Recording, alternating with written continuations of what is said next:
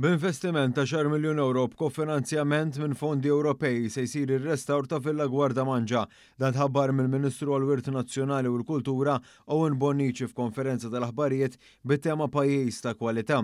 Din il-proprjetà bejn l-1949 u l-1951 serviet bħala ir-residenza uffiċjali tal-Prinċipessa Elisabetta f'pajjiżna qabel laħqet ir-Reġina tar-Renju Unit.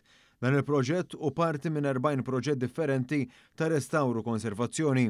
Dr. Bonnici ħabbar li proġett uħor kbir li se jkun qed isir minn Heritage Malta u dak tar-restawr tal-Main Guard fi Pjazza San George il-Belt Valletta b'investiment ta' 600,000 euro.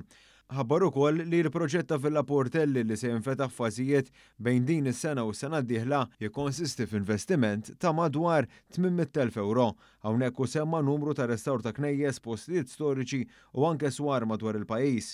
Il-Ministru Owen Bonnici sostna li f'Malta il-budget għall-kultura se jiżdied bil-kontra ta' pajjiżi oħrajn madwarna. Se nkunu nistgħu wkoll nagħmlu issa il-proġett il-maġġuri li jmiss u l-istejna ir-restawr tal-Palazz Gran Mastru u l-estejna l-Majkas, issa nistgħu niffukaw fuq il-proġett il-kbir li jmiss li huwa l-Culture and Arts Hub b'investiment ta' 15 miljun euro minn fondi Ewropej fil-Marsa fejn hemmhekk se nkunu qed nagħtu mhux biss lid-dilettanti tal-Karnival imma artisti oħrajn faċilitajiet importanti li se jsaħħu il-kreattività f'pajjiżna.